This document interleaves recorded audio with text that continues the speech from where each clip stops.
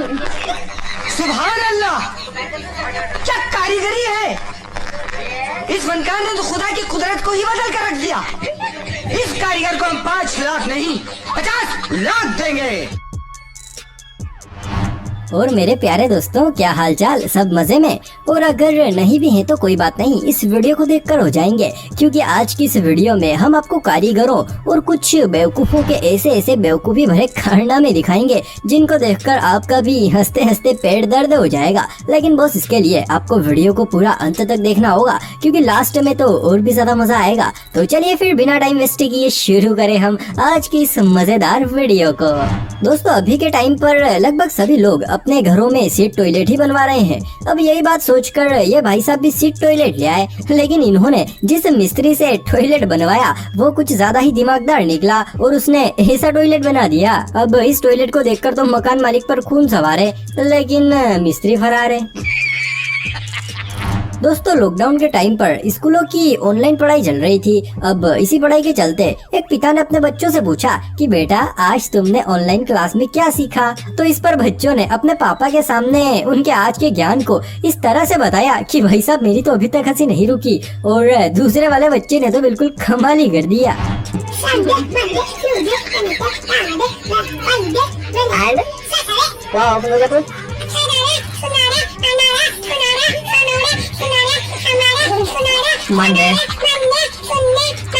इस बच्चे को देखकर तो थोड़ा बहुत मैं भी सीख गया हूँ। शटरडे, शुनडे, मनडे, शुनाडे, शोनुडे।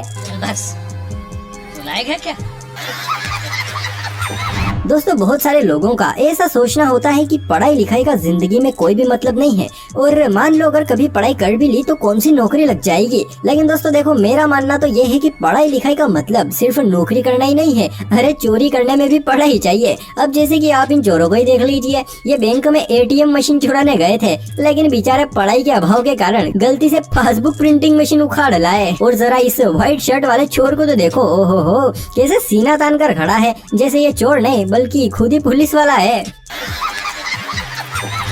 और दोस्तों, यही नहीं, ऐसा ही हमारे पास एक और उदाहरण है। अब जरा आप इन दोनों नमूनों को देखिए। 100 रुपए की नोट की बजाय इन्होंने 250 का जाली नोट छाप दिया।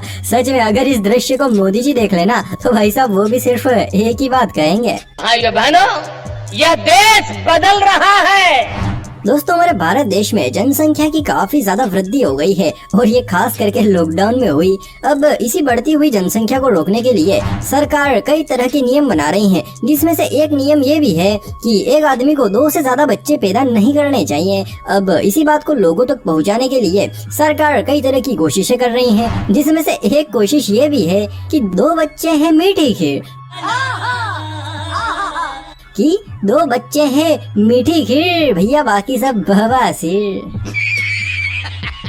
सच में दोस्तों, जिसने भी ये स्लोगन बनाया है ना, उसको मेरा दंडवत प्रणाम है।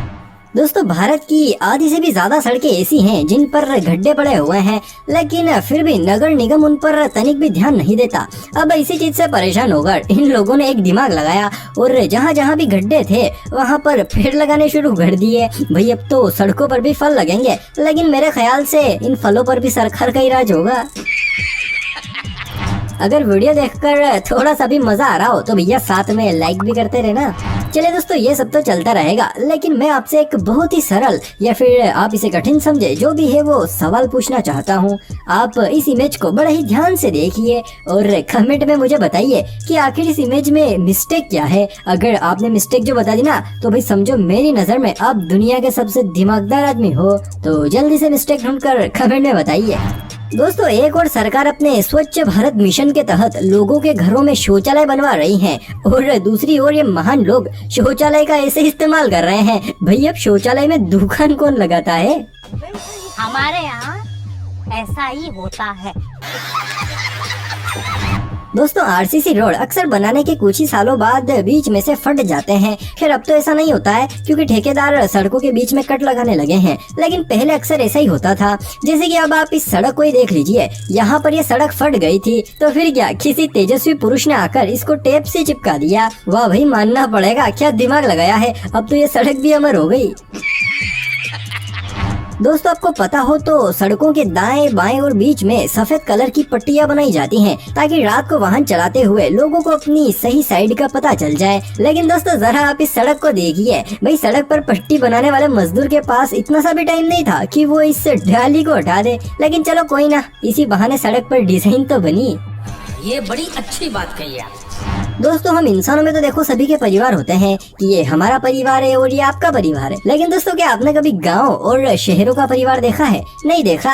चलिए कोई बात नहीं, हम दिखाते हैं। गांव का नाम है बाप, फिर दूसरा गांव है जिसका नाम है बीवी, फिर साली, फिर सहेली और फिर जेठानी और देवरानी। सच में अगर दादा दादी और पोता पोती जो मिल गए ना तो भैया पूरी फैमिली कंप्लीट हो जाएगी। दोस्तों कुछ लड़कियों में अब तक टिकटॉक का भूत सवार है और उन्हें जब भी मौका मिलता है वो अपना टैलेंट दिखाना शुरू कर देती हैं। अब जैसे कि यहाँ पर ये मोहतरमा अपना एक डांस का वीडियो शूट कर रही थी, लेकिन भाई डांस करते करते इनके साथ कुछ ऐसा कांड हो गया कि भाई साहब मैडम तो बस अपना पिछवाड़ा ही मलती रह गई।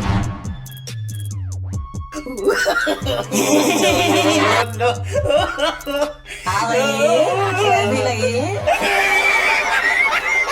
आगे स्वाद।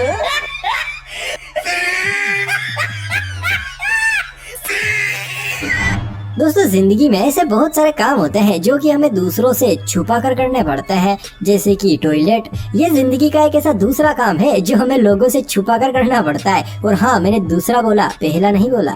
समझ रहे हो? समझ रहे हो आप? लेकिन दोस्तों जरा आप इस नजारे को देखिए। अरे जिंदगी का सबसे महत्वपूर्ण और छिपा कर करने वाला काम ये खुले में कर रहे हैं, और वो भी सीढ़ियों के बीचों बीच में। अरे भाई साहब ये टॉयलेट है, टॉयलेट कोई भगवान का मंदिर नहीं है जो खुला रख रखा है। दोस्तों बरसात के पानी को निकालने के लिए अक्सर सड़कों पर नाले बनाते हैं ताकि सड़कों का सारा पानी उनसे होकर बाहर निकल जाए। लेकिन दोस्तों जरा आप इस नाले को देखिए, भाई इसको देखकर तो ऐसा लगता है जैसे ये छोटी मोटी बारिशों के लिए नहीं बल्कि बाढ़ जैसे बड़े हालातों के लिए बनाया गया हो। दोस्तों सिटियों में अक्सर घर पतले और सकड़े होते हैं, और भाई अपने गांव में तो हो बात ही अलग है। जितने लोगों का सिटियों में एक मोहल्ला होता है, इतनी जगह में तो लगभग एक गांव का आदमी अपना घर ही बना लेता है। चलो ये सब तो ठीक है, लेकिन जरा आप इस घर को देखिए। अरे भैया ये घर है कि पापड़। और सबसे बड़ी सोचने वाली बात तो ये है कि आखिर इसमें लोग सोते कैसे होंगे? मेरे ख्याल से तो खड़े खड़े सोते होंगे।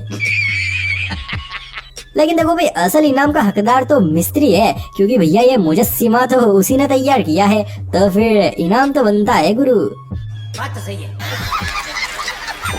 चलिए दोस्तों हर बार की तरह इस बार भी जाते जाते आप मेरे एक सवाल का जवाब देते जाइए। वैसे ये सवाल नहीं है, एक मेरा ही कंफ्यूजन है। अब कंफ्यूजन ये है कि इस बंदे के हाथ में लैपटॉप है या फिर कैलेंडर। वैसे मुझे तो लैपटॉप लग रहा है, लेकिन